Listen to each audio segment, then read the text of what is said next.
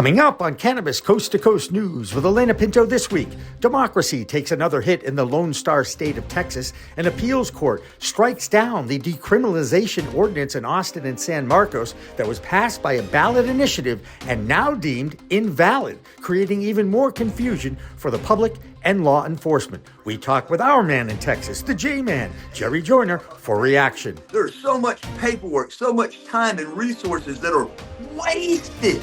Now, I'm not talking about wasted by getting wasted. We're talking about wasted taxpayer dollars.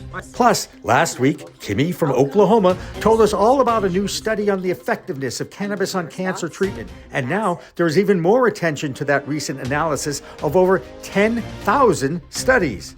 And the U.S. Attorney for Washington, D.C. comes down hard on a licensed medical dispensary doing business in the shadows of the Capitol and, according to the DOJ, is way too close to 4 Catholic schools in that neighborhood. Plus, Cheech and Chong return to the big screen with the release of a movie documentary on their incredible journey as America's weed divas, including an appearance on NBC's Today Show.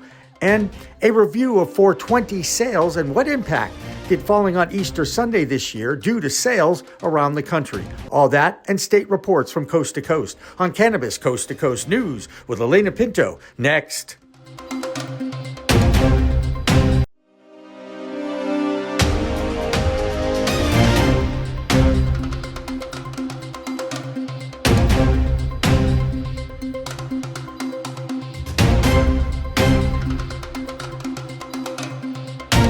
Hi, everyone. Welcome to another edition of Cannabis Coast to Coast News, PCM TV's weekly documentation of the fight to end cannabis prohibition. I'm Alaina Pinto. If you want to see the history of this movement over the past 4 years, you should download the PCM TV app, where you will find over 40 news videos. All you have to do is scan the QR code or find it in the App Store or Google Play. Make sure you put a space between PCM and TV when you search. Our top story this week takes us back to the state of Texas, where the hemp market is king and the medical community continues to fight for its survival. On top of that, now is an appeals court decision to allow the Attorney General, Ken Paxton, to continue with his lawsuit against the 7 Texas cities and towns who voted to decriminalize low-level cannabis offenses in their communities. You've probably heard of 2 of these communities. It includes Dallas and the state capital of Austin. The leaders of the Lone Star State, Governor Greg Abbott, Lieutenant Governor Dan Patrick, and the Attorney General Ken Paxton, have all been outspoken about their goal of stopping local cities and towns in Texas from usurping state authority and decriminalizing cannabis possession at the ballot box. But this week, an appeals judge made it clear that this lawsuit may continue dealing with a major blow to the reform movement in that state. This decision once again invalidates voter initiatives to make change, delivering a gut punch to democracy. But needless to say, the mayor pro tem of Austin, Vanessa Fuentes, is disappointed. Here's what she said. This court ruling is a huge letdown. Austin voters made their voices loud and clear in 2022, and instead of respecting that, the state has chosen to ignore their will. A similar invalidation of a ballot box initiative happened in Colorado Springs, Colorado, where voters approved the opening of adult use sales in a town that already had 144 medical dispensaries. There, the city council tried to annul that result and call for a revote before a judge told the city council to cease and desist their plans for a special election. And now adult use stores are open in that Colorado city. But meanwhile, back in the Lone Star State of Texas, no one seems to understand what the new laws of the land are, causing for confusion in the courts and in law enforcement. PCM TV founder Jimmy Young talked with a rather outspoken Texas native named Joyner, who is known as the Jman. Thanks, Alaina. Well, we are continuing on with our coverage of our lead story this week. What is going on in the state of Texas, the Lone Star State, as it is known? And whenever we have a story or an issue in Texas, we like to connect with our friend from Weed and Whiskey. His name's Joyner. He's the J-Man. Jerry, thanks again for joining us on short notice. Thanks for having me on this morning, Jimmy. You know, here in Texas, we take pride in what we do, and it's very disturbing to a lot of people when the will of the people has spoken and the politicians decide that, well, they know better than the will of the people. Now, Jimmy, we're here in Texas. We kind of like our own country also, but it's not just us. Let's look at Ohio. Governor DeWine Yep. recently said, wait, even though 60% of the people wanted to do this, to grow this many plants, I think we know better than that and change that. And we're seeing that in multiple other states. So the question we pose is why? And I don't know why. And you know what? You've got a trio of politicians, elected officials. You got your governor, your lieutenant governor, and your attorney general, all working against the will of the people right now. Right? Well, Jimmy, if you talk to law enforcement, they'll tell you they're not looking to pop somebody for having a couple of joints or an eighth or a bag of weed. There's so much paperwork, so much time and resources that are wasted. Now, I'm not talking about wasted by getting wasted. We're talking about wasted taxpayer dollars. Because and so why, if the law enforcement people on the street, the officers say, yeah, man, I don't know, I don't want to get in trouble with my job, but man, that's not really what we're doing. And with 80% of Americans in favor of legalization for adult use, well, there's more people than ever have cannabis, hemp, marijuana, whatever you want to call it, the cannabis sativa L plant and the derivatives from that, whether it's a drink, a gummy, or flower. It's in a lot of places now, meaning that people want this. If the dollars weren't being spent legally, both in the regulated marijuana space and now in this hemp space, here in Texas, $5 billion plus. That's a pretty hefty amount of money. And so is this political posturing for the next spot? Our attorney general, he wants to be a senator now. He's going up against John Cornyn, and we've got Dan Patrick. But J-Man's mind, and I got something called weed and whiskey. It's the whiskey aspect of this stuff, Jimmy. It's the big alcohol. Is much or more than big pharma, in J-Man's opinion, and I use a lot of products. I got a lot of worlds around the sun, and I try to be cognizant of these things. And I think big alcohol, I don't know if you're familiar with SB 3 here in Texas, and then SB 23, which 23 was to take the cannabis business in Texas and put it under the Alcohol Regulatory Authority. We see that happen in Minnesota, a lot of other states where alcohol is where this is going. And the States Act, just introduced on the House, is giving the power of regulation to big alcohol.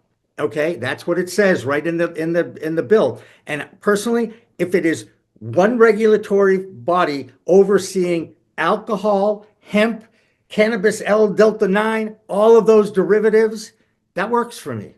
That works for me. I don't have a problem with it because I think too many chefs in the kitchen ruin the sauce, right? And you've got a lot of federal ABC, FDA, DEA, USAG, and Lord knows, I think everybody understands that the guy that's in charge of our world right now is trying to cut that in half because I think we all recognize our government is too big.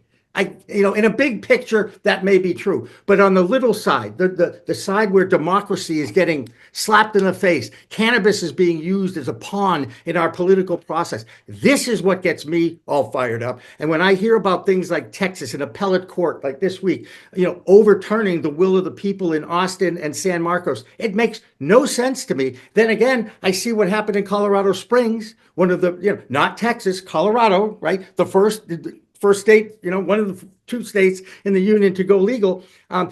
Colorado Springs voters voted it in. The city council said, oh, no, hold on a second. We're going to have a special vote. This doesn't count because the question was written wrong. And you've heard that same argument in Florida, in Nebraska, in any place where lawyers, politicians get involved and want to spin results of what is basic democracy. It's a ballot question. Well, Jimmy, you're an old press guy. I'm kind of new into the press game, but could you just imagine the politicians thinking, I need some press? oh, well, I'll go against the will of the people where my name will get in the paper for free. I don't have to buy as many advertising. Little college town called Denton, music capital of Texas, trying to get to be ahead of Austin, right? The citizens said, hey, we're all for decriminalization. The city council, wait a minute, just because 70% of the people said we want to decriminalize this in our city, we 8 people on the, I think one stood out of the 9 people on the council, said, wait, we know better than 72,000 other people. Or aren't those guys, Jimmy, supposed to do the will of the people? Aren't they supposed to, what my contingency, my constituents, that's the right word. You know, I hadn't had enough of my flour yet this morning, but I always thought that was what that was about and for. And Right. now we see posturing and manipulation of media for press and for eyeballs, regardless of what that circumstance may be. And I think you're right where they're saying a lot of people liking cannabis, it creates a little controversy. We can get some eyeballs and some press on that. It's a little And that's a fun. shame. That's not what we elected those people to do. Exactly right. And it's really not what this country was founded on 250 years ago either. Let's just throw that in there. Jerry Joyner from Texas, the Jman. I know I can always go to you now and get good insight on what the heck is going on with the Lone Star State. Thanks again for joining us. There's another state that has been using their court system to stifle reform efforts voted in by ballot initiatives, and that state is Nebraska. This week, another defeat when lawmakers in the Cornhusker State's General Affairs Committee voted 5-3 against a bill that would have implemented the voter-approved medical cannabis program. This is just another example of lawmakers moving against the will of the people and invalidating a basic premise of our democracy. With all the doom and gloom coming out of the cannabis industry, there is still some good news coming out of California. No, taxes are not coming down in the Golden State, but thanks to a unanimous committee vote in the state house, they won't be going up. There was a scheduled increase in taxes that got shot down this past week, and Dina Nagib has that story in her California report.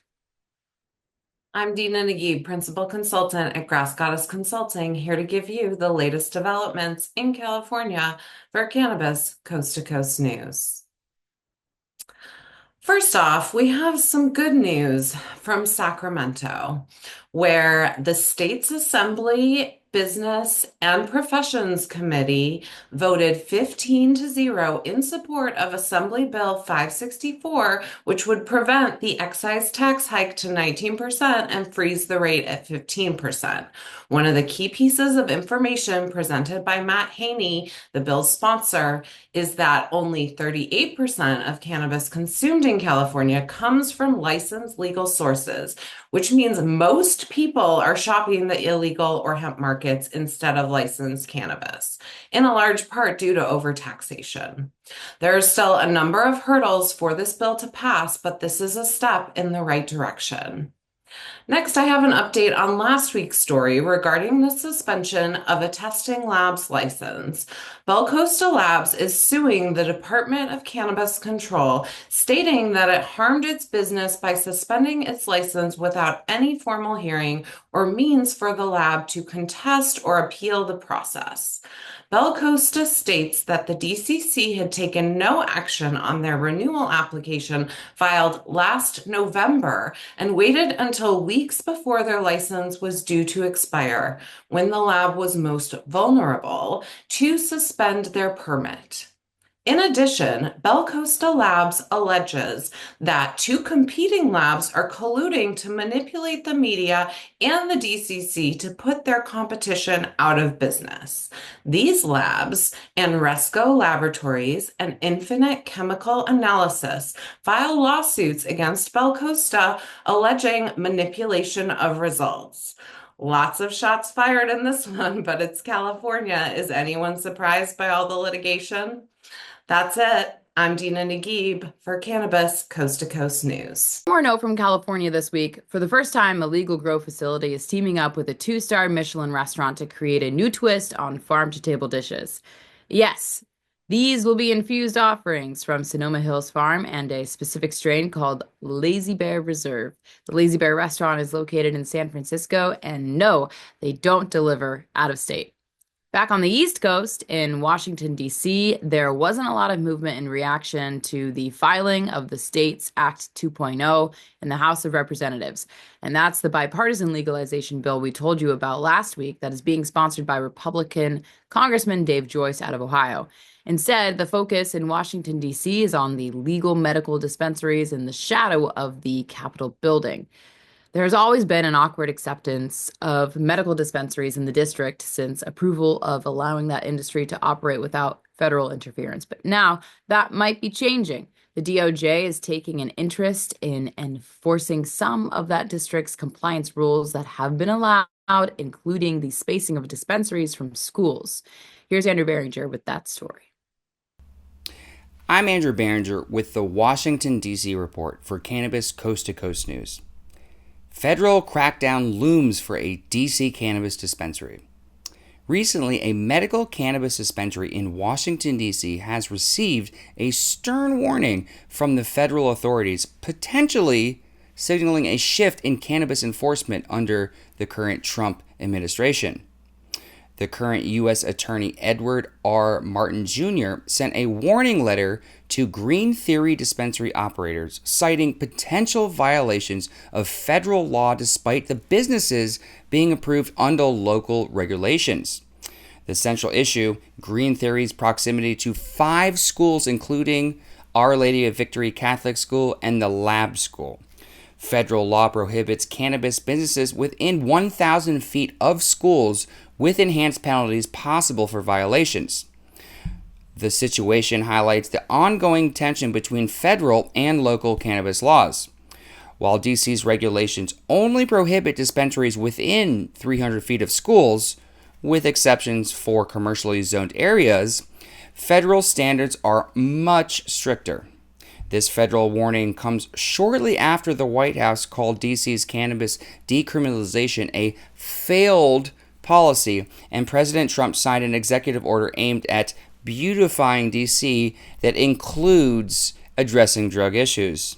This move raises questions about the administration's cannabis stance, particularly since Trump previously endorsed cannabis rescheduling during his campaign. A recent poll shows that most Republicans do support various cannabis reforms, including state autonomy on cannabis laws. Green Theory must respond by May 12th to questions about their awareness of federal laws and compliance efforts. Well, that's the Washington, D.C. report. I'm Andrew Behringer, reporting for Cannabis Coast to Coast News. One more note out of D.C. after the DEA did a great job of ending the rescheduling initiative started by the Biden administration by postponing a final hearing on the matter. At the time, a group of doctors filed suit against the DEA for not allowing them to testify. And now those doctors have rescinded their lawsuit, basically succumbing to the delay tactics put forth by the DEA when rescheduling seemed imminent, and now is on permanent hold. Another example of cannabis being used as a political tool is going on in Arizona. Here's Karen Black with that story. I'm Karen Black from Greenfinger Consulting with the Arizona Cannabis Report for Cannabis Coast to Coast News. Did insider access lead to a late-issued license? One cannabis company thinks so. Arizona Wellness Center Springerville LLC filed a lawsuit in Maricopa County Superior Court against Governor Katie Hobbs, her chief of staff, and state health officials. The suit alleges they improperly helped Trulieve secure a marijuana establishment license after the legal deadline. The company claims the governor's aide coordinated with the Trulieve lobbyists to push through the license for Trulieve's subsidiary, Sherry Dunn LLC, despite previous court orders barring late approvals. State officials deny any wrongdoing, calling the lawsuit sour grapes, and saying the decision to settle with Trulieve was based on unique legal circumstances and prior Supreme Court rulings, not a special treatment. Stay tuned to see how this shakes out. And the crackdown begins. Arizona began enforcing a statewide ban on unlicensed sales of THC-infused products, including hemp-derived edibles and drinks, on April 24th.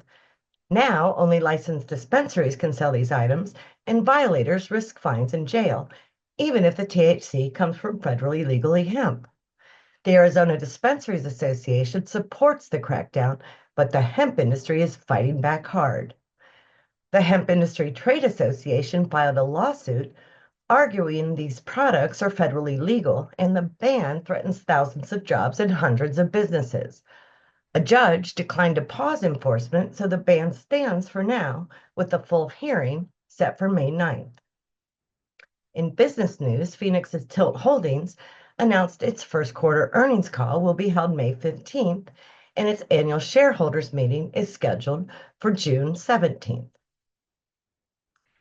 Arizona's cannabis community recently rallied for one of its own, Lee Bossard, a 38-year-old father and the cultivation director at High Grade, who is battling stage 4 metastatic melanoma.